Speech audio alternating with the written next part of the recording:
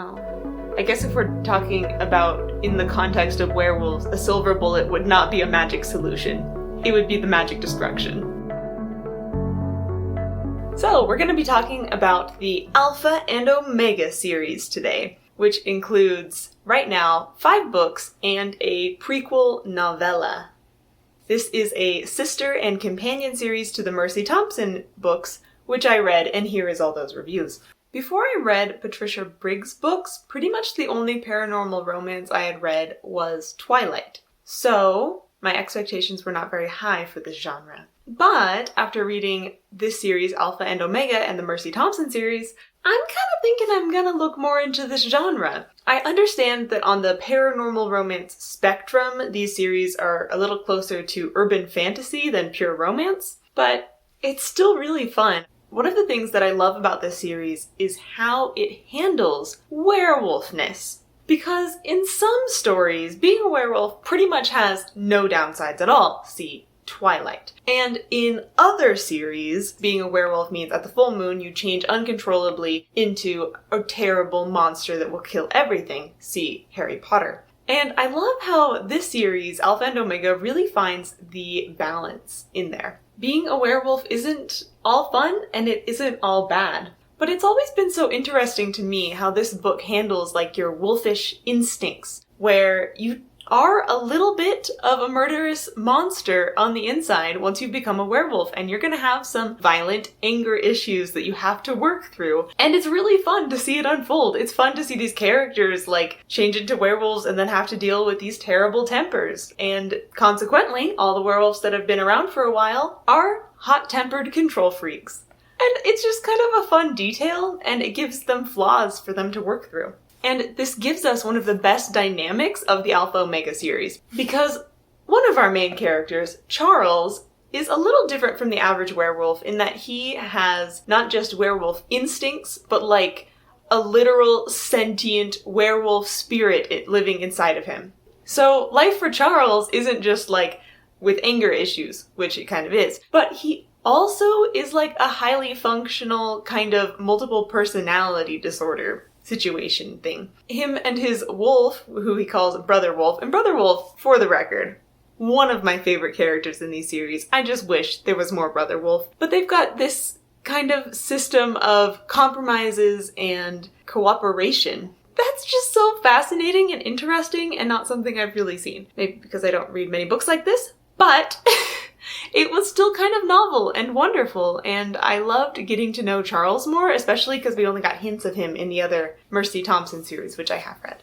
So, now let's take a look at the paranormal romance side of this book, because it is and kind of isn't a romance. There's definitely love plots. Let's get into that. So the question is this insta-love? Insta-love is usually a kind of lazy writing thing where the characters meet and immediately are like, my soulmate! We will be together forever! I love you so much! It's like, you've known each other 10 minutes. Calm down, please. And I get why this is like a fun thing to write and easy, because then you don't have to like write the romance and now you've got a character set. Boom! The main characters in this book, Charles and Anna, are fated to be together, and they are mates as werewolves, and etc., etc.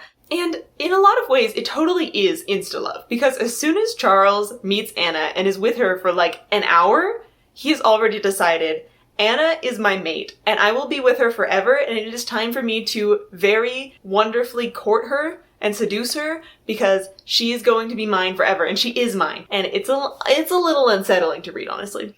So, on Charles's side, yes, definitely insta-love. On Anna's side, a little less, because when Anna first meets Charles, she's in this highly abusive relationship with her entire werewolf pack, and Charles kind of swoops her out of there, and she feels so grateful to him, and she kind of likes him, but she's also a little not sure. There's lots of times in like the first book where she's a little like, should I just leave? Is this really what I want to be getting into? And then she decides eventually, yes, and then they get married when they've known each other for like 3 weeks at that point, I think. Maybe 4.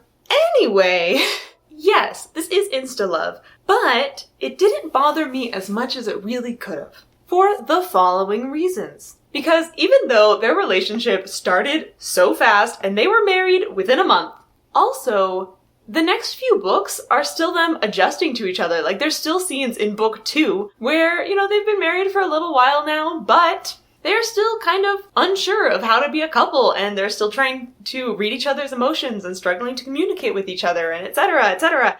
So, they did have to get to know each other. They just did the love thing first. But I really did appreciate that their relationship wasn't just a sudden, boom, perfect. Because, things take work, and that's more satisfying for me as a reader. And my favorite scenes in pretty much this entire series are the little scenes where they aren't getting along, mostly because of miscommunication. And that is where I really savored that we get both Anna and Charles's point of view. Because it's really fun to be in Anna's shoes, and Anna is like, oh, I'm not really sure if I should be here because maybe, I don't actually fit in, and maybe Charles doesn't really like me. And then you switch to Charles's point of view, and Charles is like, oh no, I can see that she's uncomfortable. Is it something I did? Is it something someone else did? How do I fix it? I want her so bad.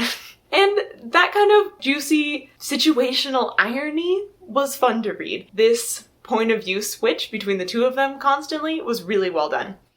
Let's talk about themes. One of the big things of this book is overcoming trauma and changing as a person. So Anna and Charles both come into the stories with some heavy emotional baggage. And through the course of these books, they are slowly growing out of that and becoming stronger. And I really appreciated that their insta-love wasn't just the fix for this. That yes, their support of each other helps. But it doesn't fix everything. That Anna still has to work through the emotional ramifications of all this abuse that she's been through. And Charles helps her learn how to protect herself, but she didn't really have that much learning to do. It was just her having to regain her own confidence through her own decisions and preparation. And on the other hand, we have Charles, the sexy, awesome warrior loner. So at the beginning of the series, Charles has, 2 friends that appear on screen, and this is his dad and his brother. So that is where Charles is at, and he's a loner partly because of his own choice, because he's the executioner of bad werewolves, and he's always off on killing investigations and stuff, and partly because of the force of his incredibly intimidating personality, so everyone is incredibly scared of him. But then, when Anna enters his life, his heart softens and he becomes a big teddy bear. No.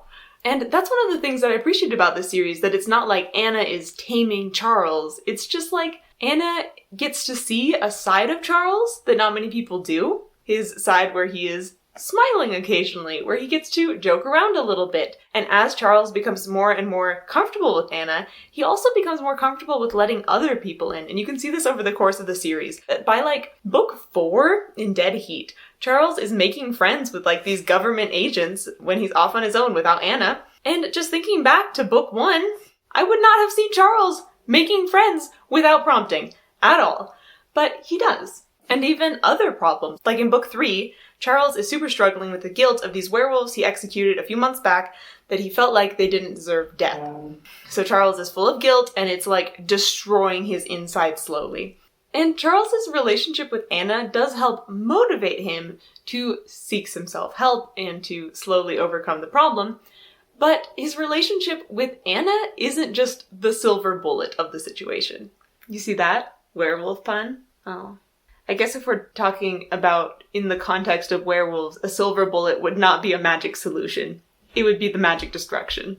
And finally, how does this book connect with the Mercy Thompson series? A thing that I can actually discuss because I have read the entire Mercy Thompson series. The world building in these books, it does kind of just drop you into werewolf culture and assume that you already kind of know what's going on. But I think it's a really nice balance that even if you had never read the Mercy Thompson series, you could totally understand these books, as long as you read the prequel novella. Do not skip this one, which is in many different anthologies. But a lot of that is just that werewolves are already in the general folklore canon, that you don't need to explain every step to the reader. We're not going to be surprised when a werewolf is hurt by silver, because duh. And this series and the Mercy Thompson series mesh together so well, just on the little fringes, that there are some characters that overlap, but you don't have to read either series to really understand what's going on with those characters. That there are some plot lines that overlap, but still it's just little references, and I found it so enjoyable when these books would mention an event that had totally been an entire Mercy Thompson book and I knew what they were talking about, and vice versa, when an event would happen in these books that had just been mentioned in the Mercy Thompson books. And I'd be like, very well done. I like it. I wish one day that there will be a full crossover book where we get all the main characters working together. Please? That'd be such a good book. I actually want several books like that. Some of them inside the Mercy Thompson series and some of them inside the Alpha and Omega series. So, the biggest question in the end, which is better, this or Mercy Thompson? And I would say it's a pretty good tie. I like these books better than I liked the worst of the Mercy Thompson books, but I liked the best of the Mercy Thompson books better than these books. It's right there in the middle.